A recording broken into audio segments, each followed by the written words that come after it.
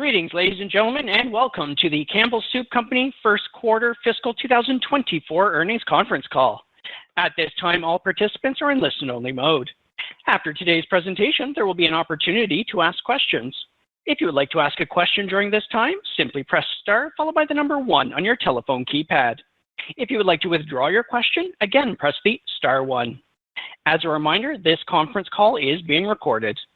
It's now my pleasure to introduce your host, Rebecca Gardy, Chief Investor Relations Officer. Please go ahead. Good morning, and welcome to Campbell's First Quarter Fiscal 2024 Earnings Conference Call. I'm Rebecca Gardy, Chief Investor Relations Officer at Campbell. Joining me today are Mark Clouse, Chief Executive Officer, and Carrie Anderson, Chief Financial Officer. Today's remarks have been pre-recorded. Once we conclude the prepared remarks, we will transition to a live webcast Q&A session. The slide deck and today's earnings press release have been posted to the Investor Relations section on our website, campbellsoupcompany.com. Following the conclusion of the Q&A session, a replay of the webcast will be available at the same location, followed by a transcript of the call within 24 hours. On our call today, we will make forward-looking statements which reflect our current expectations.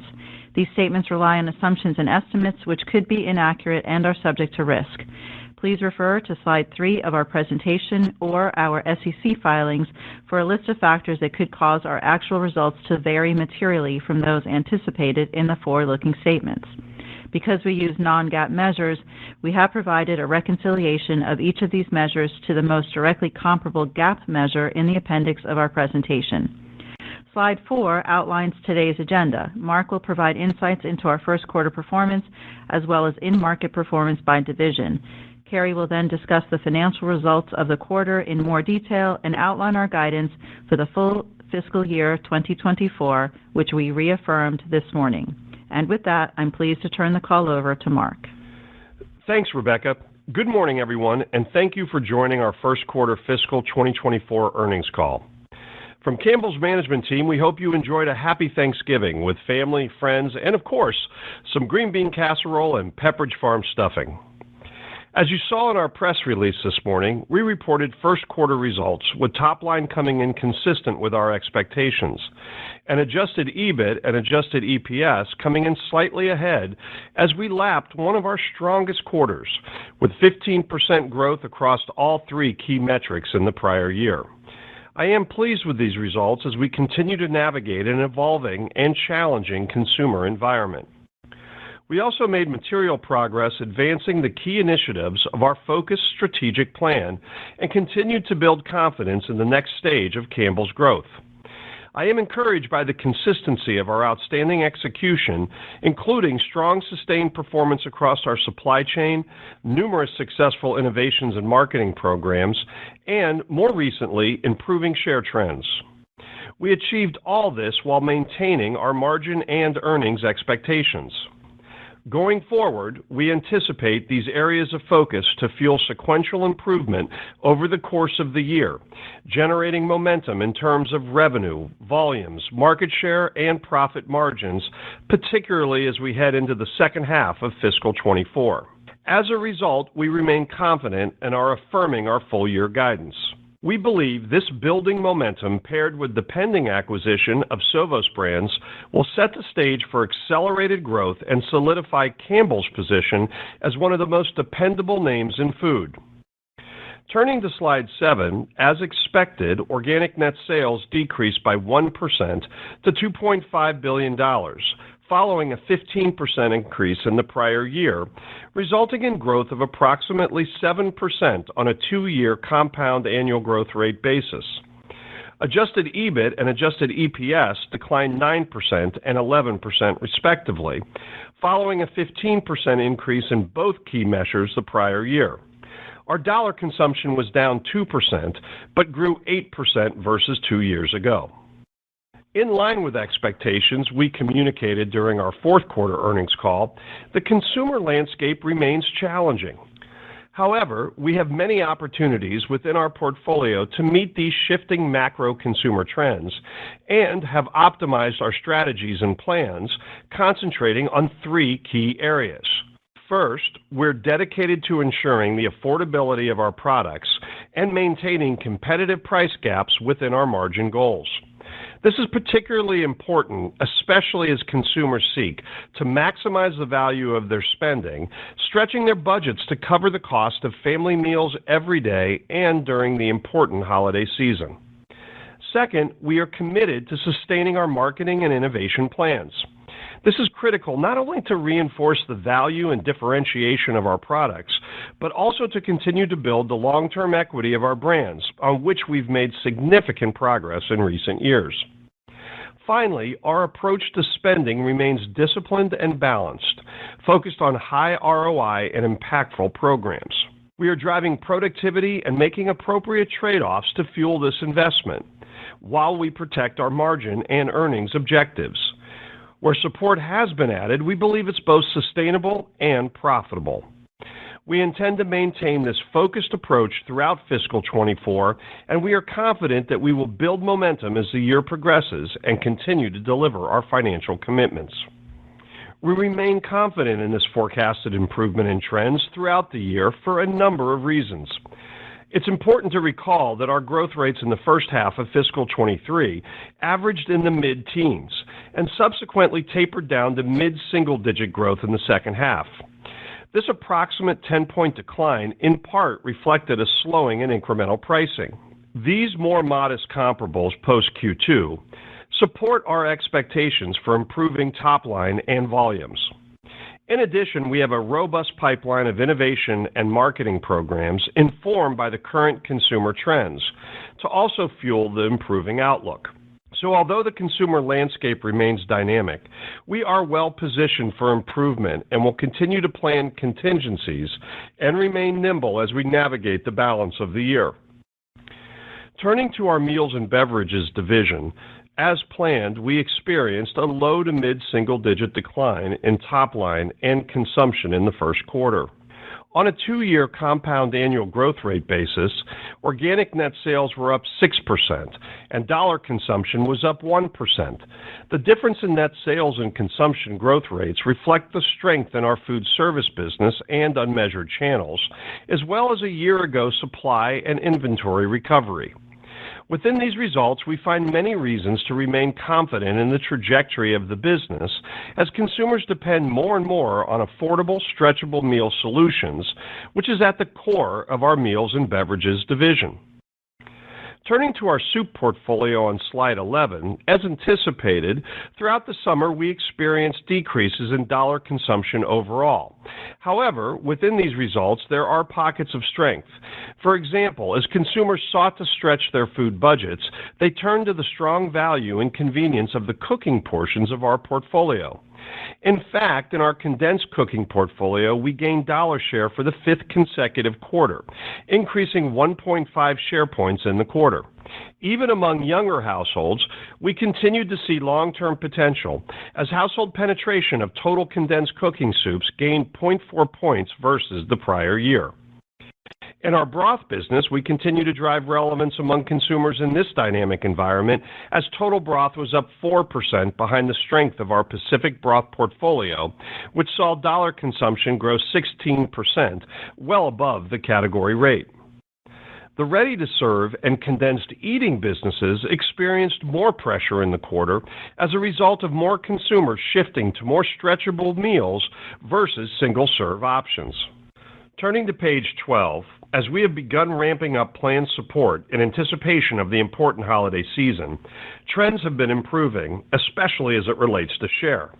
In fact, over the latest 4 weeks, including Thanksgiving, we've seen improvement in all segments, driving overall dollar and unit share gains, including a 0.2 improvement in dollar share, as well as a 0.9 improvement in unit share for our very important total soup business.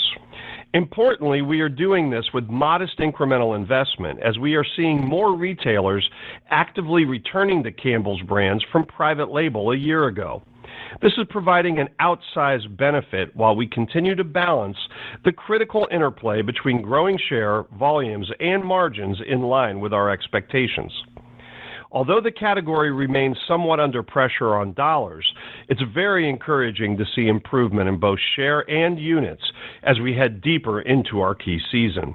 Turning to our snacks business, we delivered first quarter organic net sales growth of 1%, consistent with the increase in dollar consumption. Our power brands grew net sales by a solid 5% following a 21% increase in the prior year, for a 13% growth on a 2-year compound annual rate basis. Even with some emerging broader category pressure due to the consumer dynamics that we discussed earlier, our 8 power brands have shown remarkable resilience, with brands like Goldfish and Lance posting net sales growth of 5% and 15% respectively. The strength of our power brands was tempered in the quarter by lower margin partner brands and fresh bakery, as those businesses are somewhat more vulnerable to private label and consumer trade down.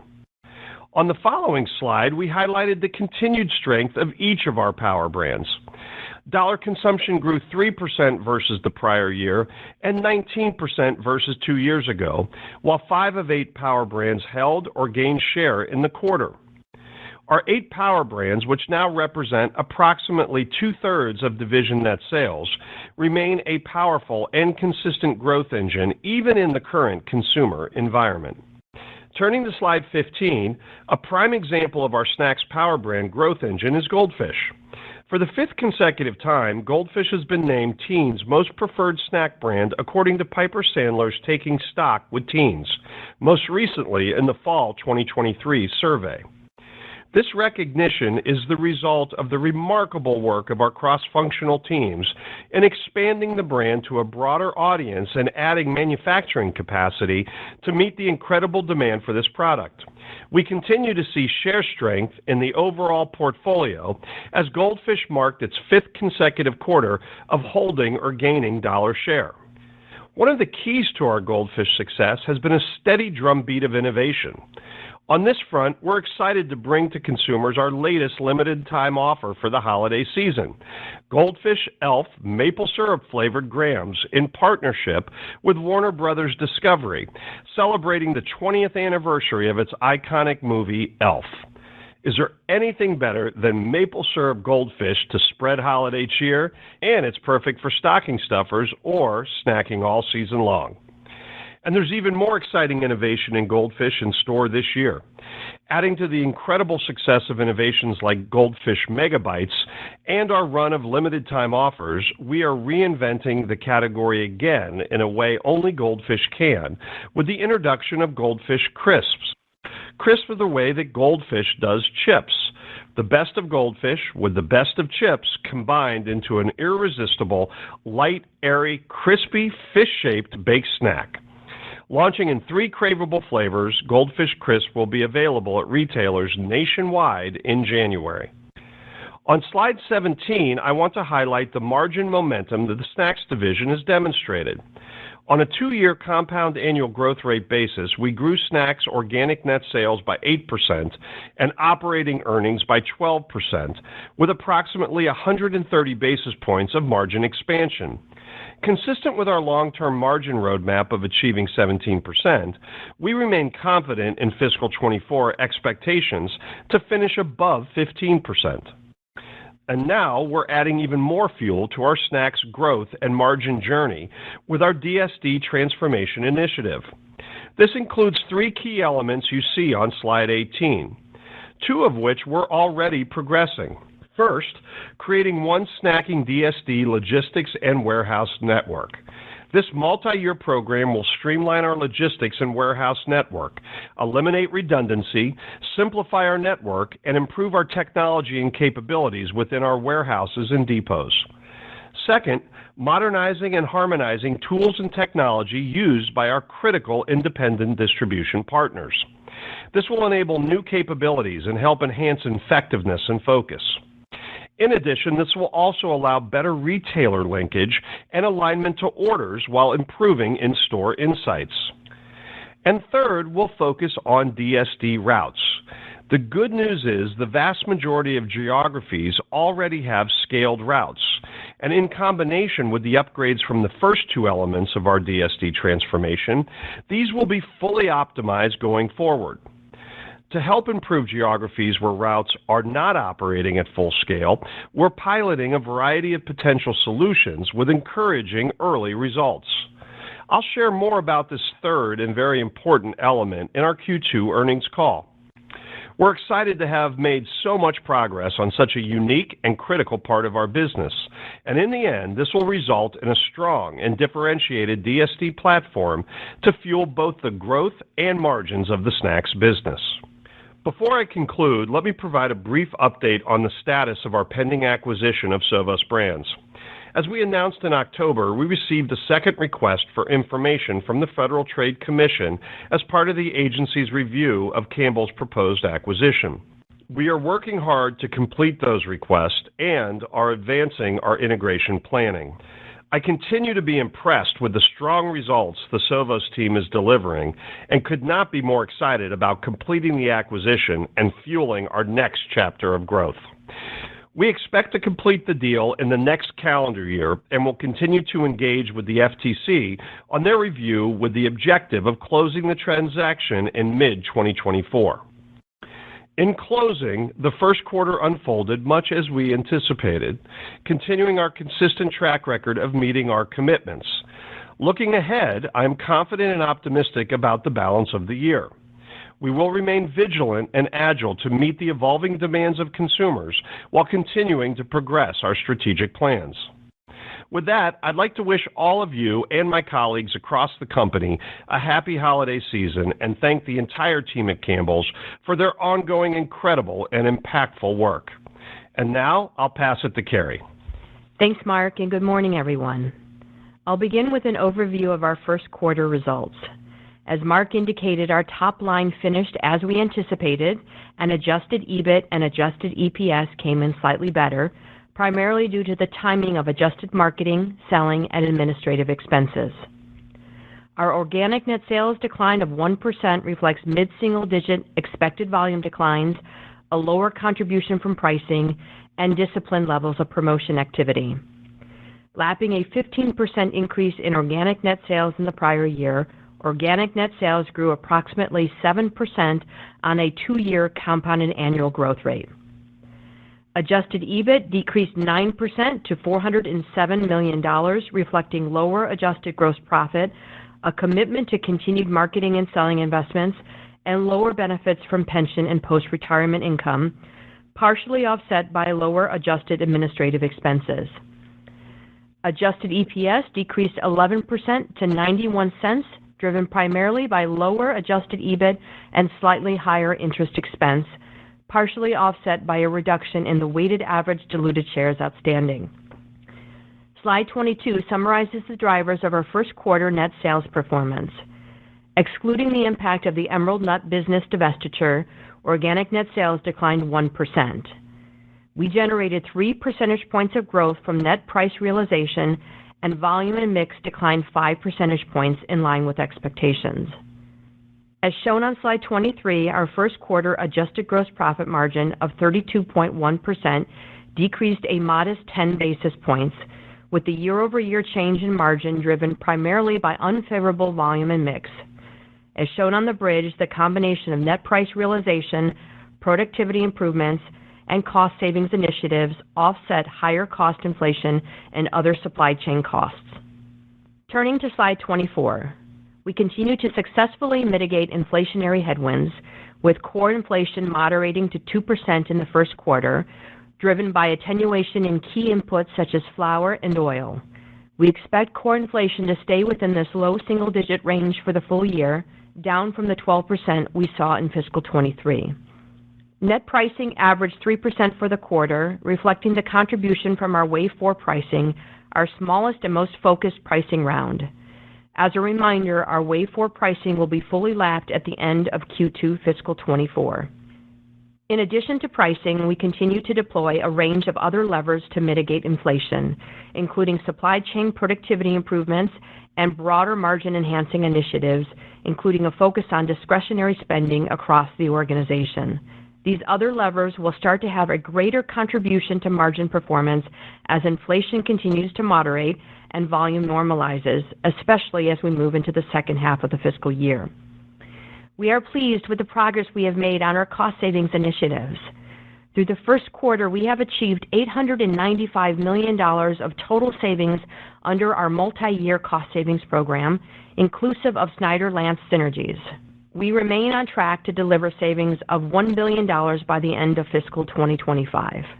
Moving on to other operating items, adjusted marketing and selling expenses increased 9%, driven by higher selling expenses, higher advertising and consumer promotion expense, or A&C, which increased 6% compared to the prior year, and higher other marketing expenses. On both a reported and adjusted basis, marketing and selling expenses represented approximately 9% of net sales for the quarter. Adjusted administrative expenses decreased by $5 million due to lower general administrative costs, partially offset by inflation. We saw some timing favorability in adjusted marketing, selling, and other administrative expenses in the quarter, but expect this to be rephased into Q2 to keep the first half in line with expectations. As shown on slide 26, adjusted EBIT for the first quarter decreased 9%, primarily due to lower adjusted gross profit, higher adjusted marketing and selling expenses, and lower benefits from pension and post-retirement income, partially offset by lower adjusted administrative expenses. Overall, our adjusted EBIT margin decreased to 16.2% in the quarter, primarily driven by higher adjusted marketing and selling expenses and changes in pension and post-retirement benefit income. Turning to slide 27, adjusted EPS of 91 cents was down 11% or 11 cents per share compared to the prior year. This was primarily driven by the decrease in adjusted EBIT and slightly higher interest expense, partially offset by a reduction in the weighted average diluted shares outstanding. Changes in pension and post-retirement benefit income drove an approximate 1 cent impact to adjusted EPS in the quarter. Turning to the segments, in Meals and Beverage, first quarter organic net sales decreased 3%, driven by an approximate 6% volume and mix decline, partially offset by 2% net price realization. Lapping a 15% increase in organic net sales in the prior year, Meals and Beverage organic net sales grew approximately 6% on a 2-year compounded annual growth rate. During the quarter, declines in U.S. retail products were partially offset by an increase in food service. Sales of U.S. soup decreased 5%, following an 11% increase in the prior year, primarily due to declines in condensed and ready-to-serve soups, partially offset by an increase in broth. Segment operating earnings in the quarter for Meals and Beverages decreased 13% to $287 million, largely due to lower gross profit. As expected, first quarter operating margin declined 230 basis points to 20.4%, driven by the lower gross profit margin, which was largely driven by higher cost inflation and other supply chain costs, as well as the unfavorable volume and mix between retail and food service, partially offset by supply chain productivity improvements and net price realization.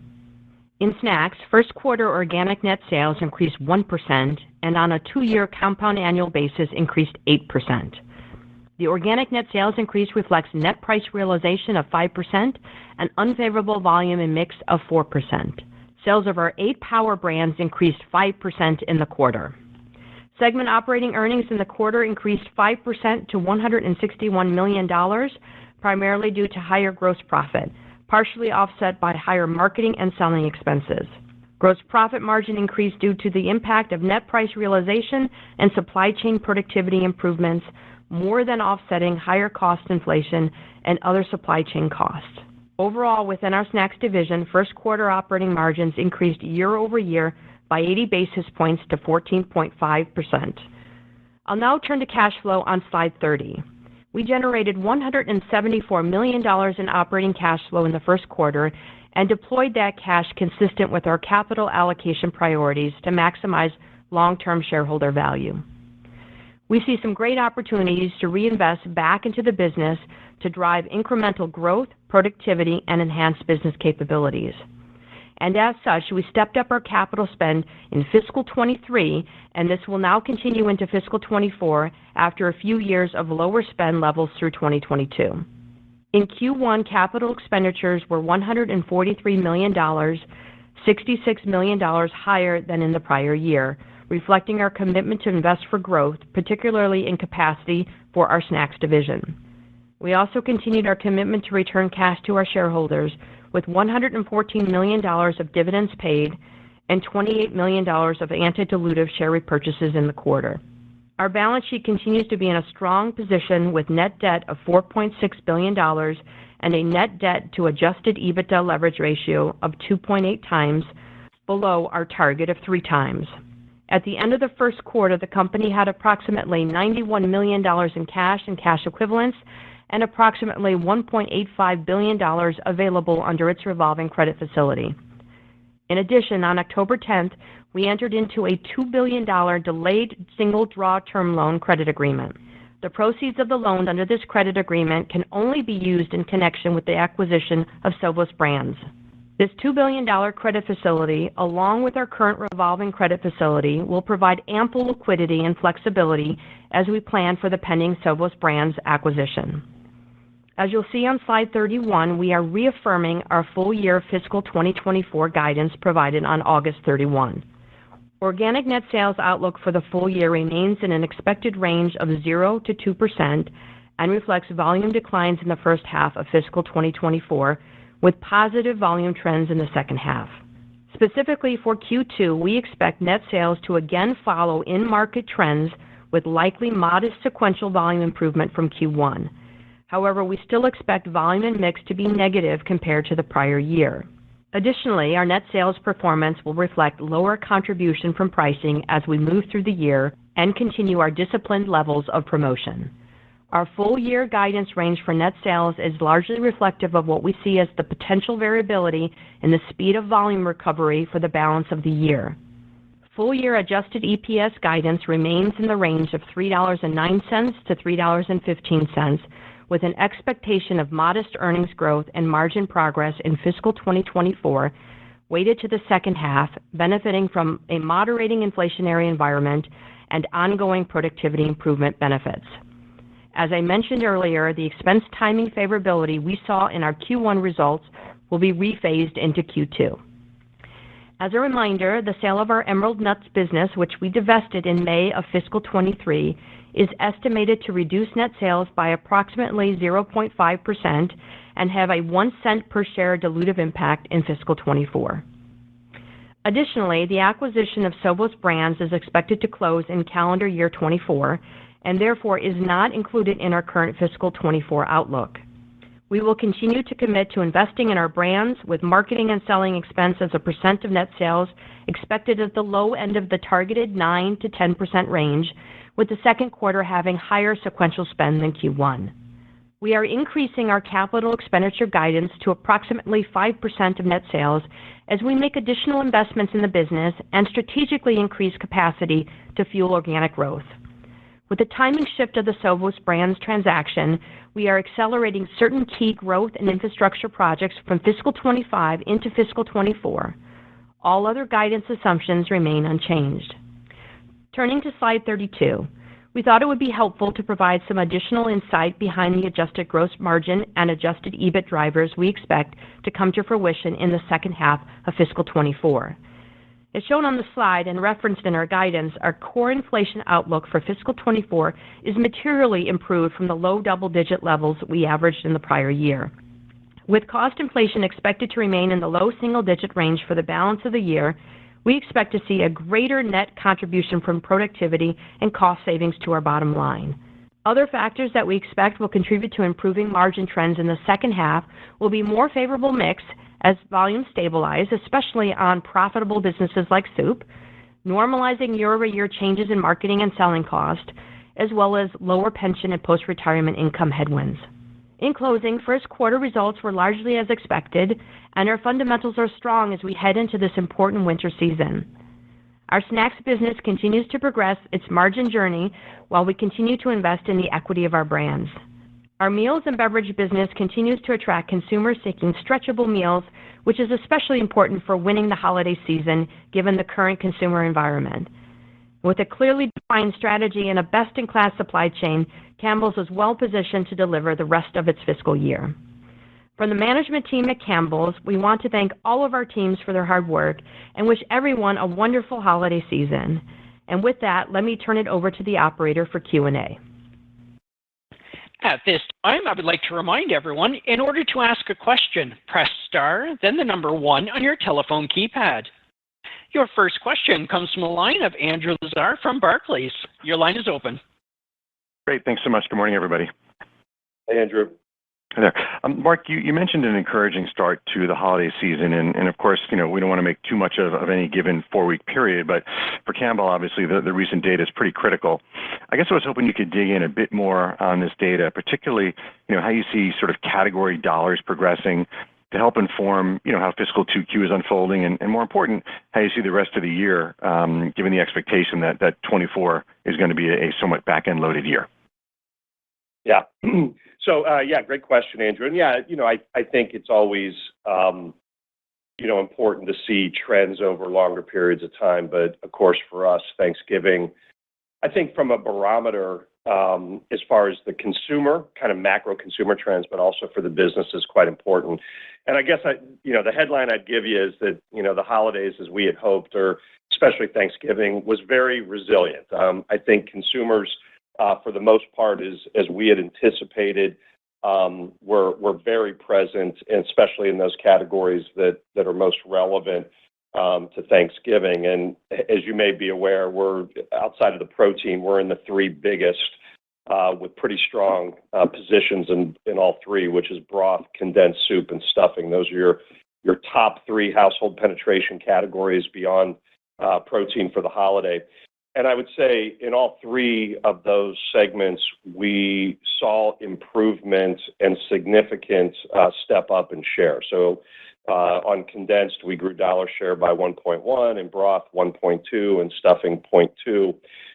I will say one of the dynamics that we are also seeing is that the shopping dynamic is evolved a little bit, as you might expect in a tough economic backdrop. And what I mean by that is one of the dynamics we saw was much later purchases. So the key week of Thanksgiving was much bigger than the prior week. And historically speaking, those tend to be a bit more balanced. And as part of that, we did see a lot of consumers very actively seeking promotion.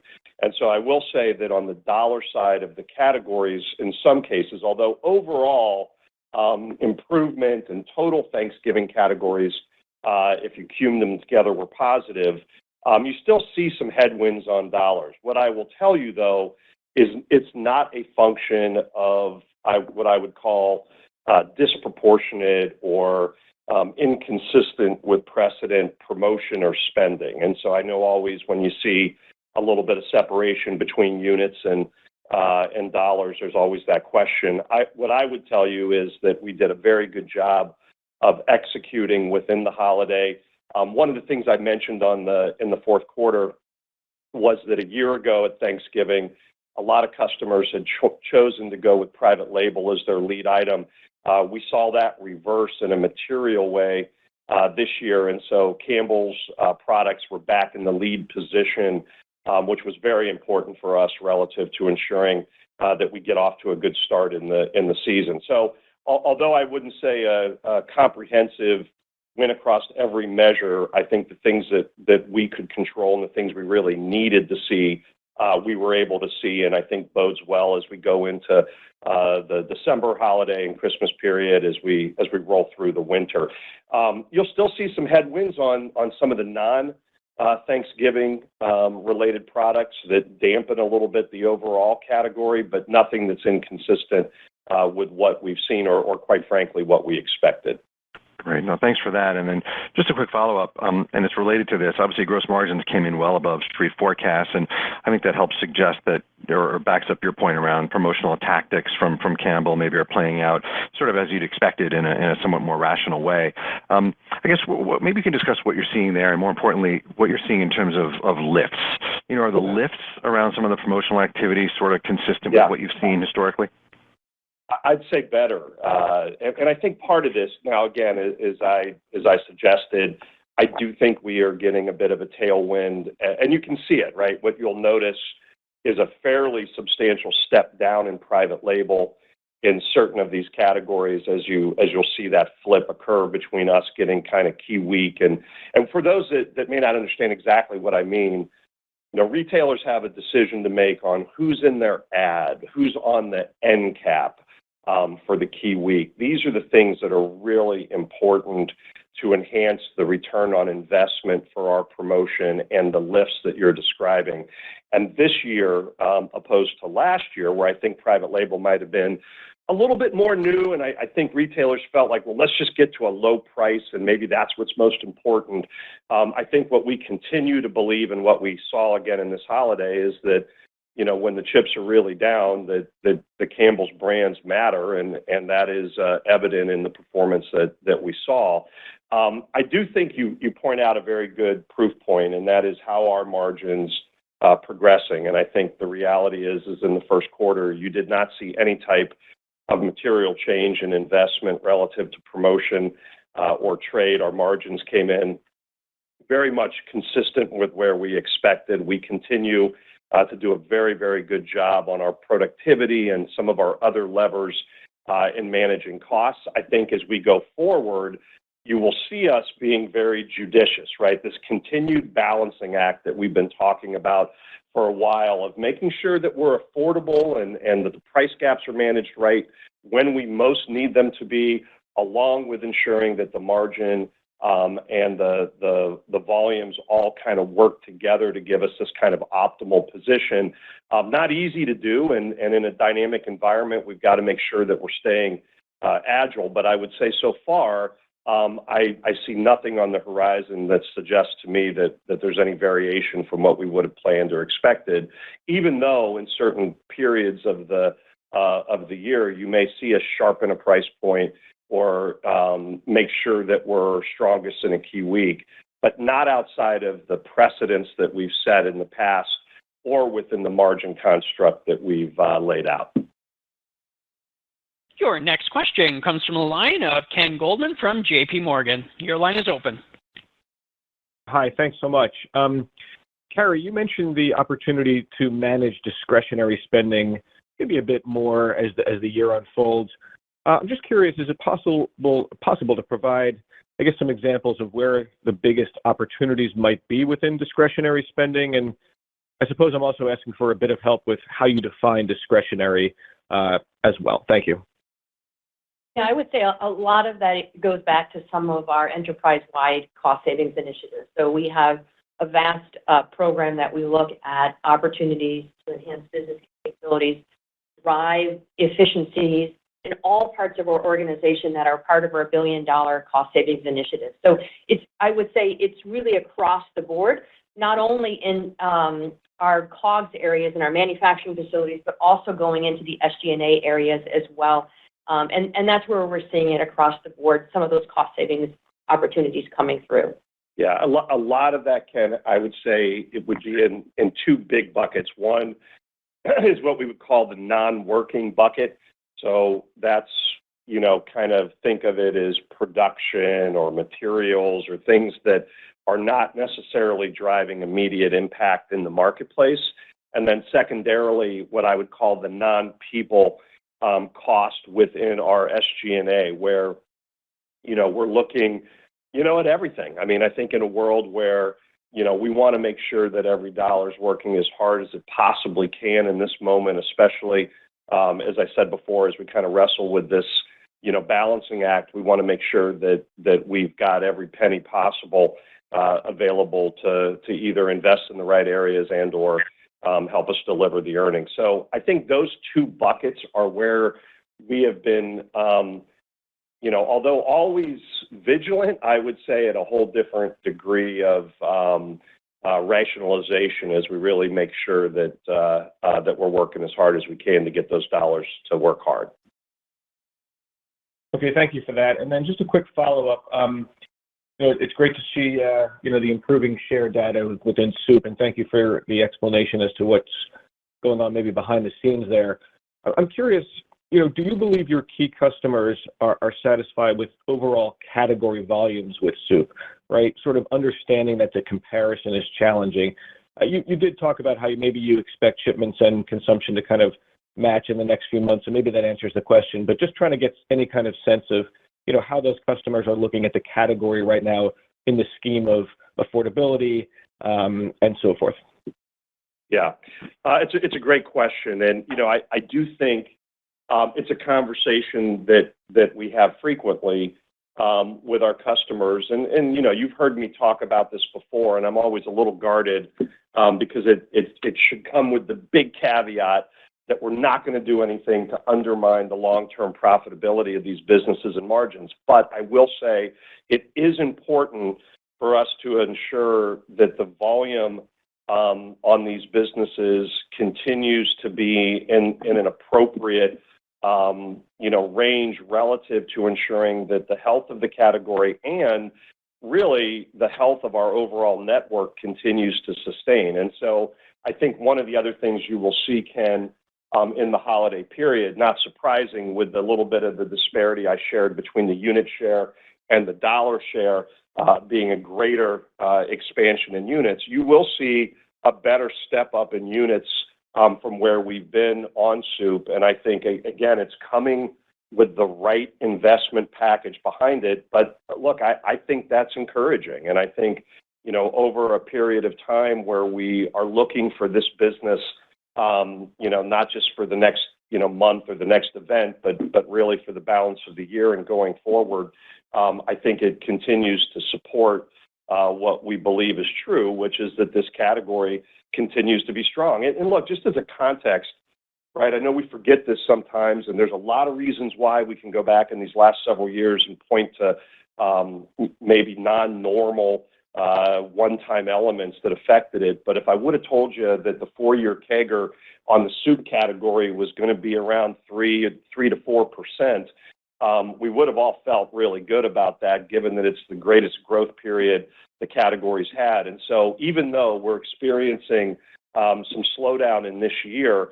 I continue to believe that the underpinnings of this category, especially in the areas that we've identified as the most important growth areas, continue to have a good, solid runway ahead. And I think Thanksgiving just becomes maybe a little bit, as I said, not the complete victory, but another proof point in that story.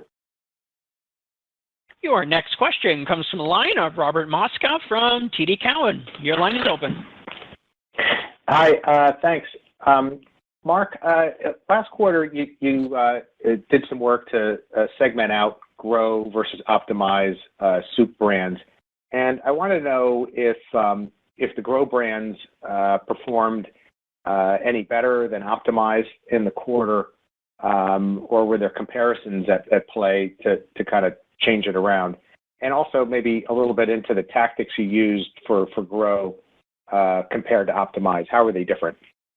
Yeah, so an interesting quarter on that front, because you had, I would say, some real strength and some challenges in both of the two buckets. So they were fairly consistent in the quarter, a little bit better, I would say, on share as broth recovered in the optimize, which was a good thing given its significance at the holiday. But the tactics, I think, for both, and again, if I look at this over the last couple years, as I said in the fourth quarter, you do have a pretty dramatic difference where the growth businesses over the last couple years, CAGR is about 3% of upside and growing, and the optimized businesses are down about the same amount and even a little bit more. More importantly, in the growth areas over the last 2 years, you're seeing relatively strong shares across most of the key areas like Chunky and the icons on condensed and Pacific. I think in this particular quarter, what helped the optimize was some of the work and some of the benefit that we saw on broth kind of regaining its footing relative to private label. And I would say that was more of a function of just cycling private label than anything dramatic we did. I will say, as we went into the key weeks, and if you remember what I said on broth, even as an optimize, what's important is that we win those key holiday weeks. And I think the good news is, for a reasonable investment relative to what we expected, we saw that, where broth for the for the quarter or for the 4 weeks was up 4% on dollars and up 1.2 share points in the latest 4 weeks, which is a great sign, while private label was down pretty significantly. I think on the growth, Rob, what we're seeing that's a headwind, right? I'd say condensed cooking, icons, Pacific, all of those are doing extremely well. I will say the pressure on ready to serve has been a bit more pronounced in the last quarter, and this is really, we believe, a dynamic of consumers, especially our lower income consumers that are under a lot of pressure, that are migrating a bit more to what we would call stretchable meals from single serve. And so one of the things that you'll see us doing on Chunky in particular is really positioning it more through the lens of the protein content and its ability to also stretch in meals to match a little bit where those consumers are going. But I do think in the quarter, what dampened a little bit of the growth trajectory was that ready to serve. I'm not, particularly concerned. I think we'll continue to see as we get into the season a lot of activity on that business, and all the other areas of growth are doing extremely well. Great, thank you. Your next question comes from the line of Jason English from Goldman Sachs. Your line is open. Hey, morning, folks. Thanks for slotting me in. Hey, Jason. Hey there. So in terms of inflation as an enabler to gain the margin recovery in the back half, it sounds like you're looking for core commodity inflation to remain roughly stable where you were the first quarter, that low single-digit rate.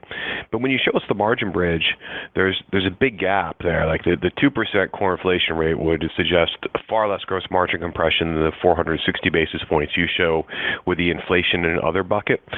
So what's going on with the other, and what should we expect going forward? Yeah, so the other supply chain cost is a variety of variables, and maybe Carrie and I can tag team on this one a little bit together. But I'd say there's three things in there that are influencing that margin pressure that we're seeing now. The first is I would describe some inflation, albeit not core inflation, cost of the supply chain. Some of the intrinsic costs within our plant costs have been a headwind and have moved kind of in concert, I would say, with inflation. And so although we don't categorize it as core inflation, I would say generally that's what's behind it. I think the second is there is a mix dynamic that is within that cost structure that's related more to SKU mix. And even as we see some of the brand and category mix, even through to SKU, we've seen a bit of a headwind there.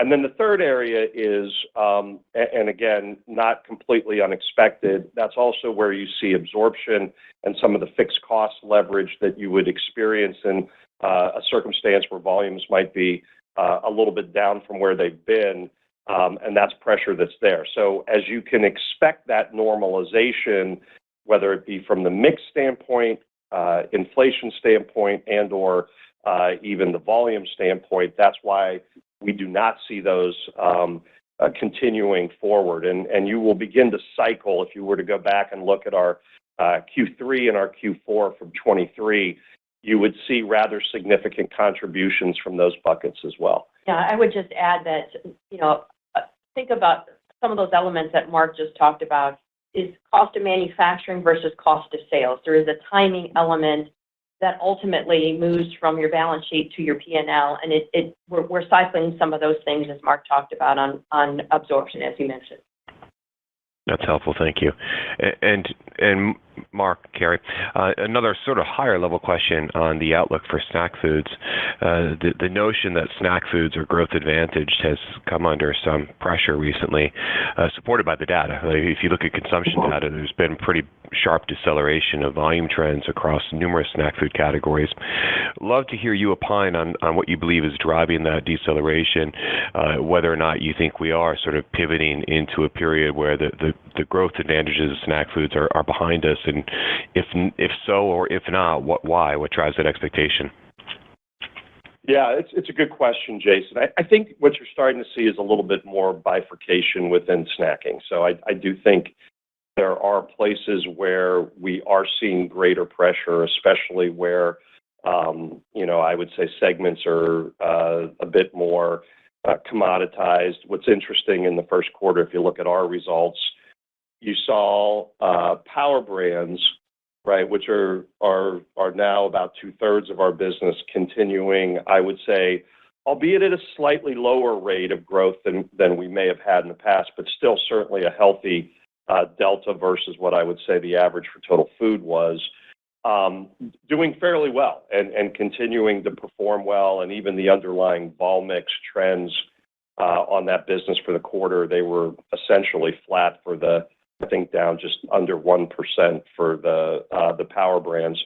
But what you are seeing is some of a pretty healthy step down on a couple areas, both the partner and the contract brands.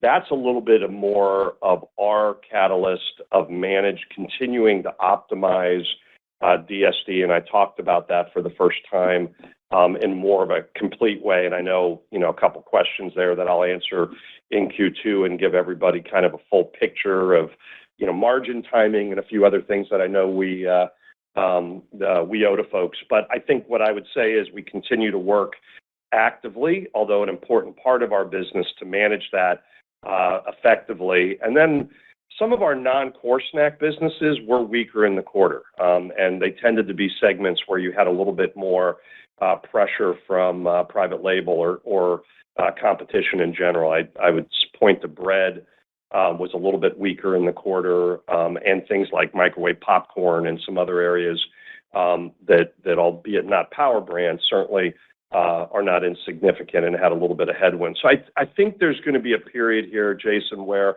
although I would suggest that overall you may see a little bit of pressure on some of those categories, but we have to remember too, these snacks businesses, last year at this time, most of these power brands were growing at 20%. And so even when I, put the in-market 3% growth up against that business and combine it, over a 2-year horizon, you're still talking about strong double-digit growth over the last couple of years. And so it's always a little hard to get the calibration of what's a trend that's going to sustain and what's kind of the normalization a little bit of the business. So I still feel very bullish about it. I think we're going to, again, not unlike we're doing in other categories, have to stay very vigilant on what consumers are looking for and making sure that we're positioned well. But I would say so far so good relative to how we're seeing that play out. Your next question comes from a line of Jim Salera from Stephens. Your line is open. Hi, guys. Good morning. Thanks for taking our question. Mark, I wanted to drill down a little bit on the snacking, particularly, Lance in late July posted, I thought, very impressive, share gains. Just offer some color on what's driving the strengths of those two brands in particular compared to kind of the, broader power brands portfolio. Yeah, there's a lot. Those are two quite interesting brands because they do both highlight, I think, consumer dynamics that may feel a little bit at tension with one another, but are fueling the categories. We actually see this on meals and beverage and on snacks. So let me take late July first. I would say late July is a more premium added value brand, and we are seeing our premium brands doing extremely well.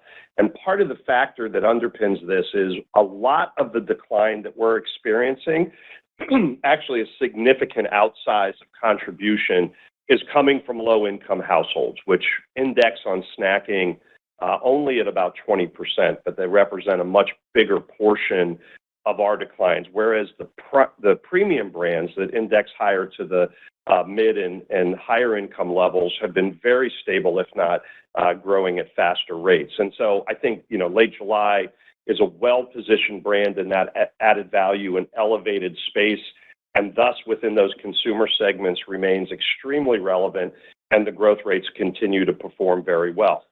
Lance is interesting because Lance is really a brand that in our snacking portfolio does really index high to value.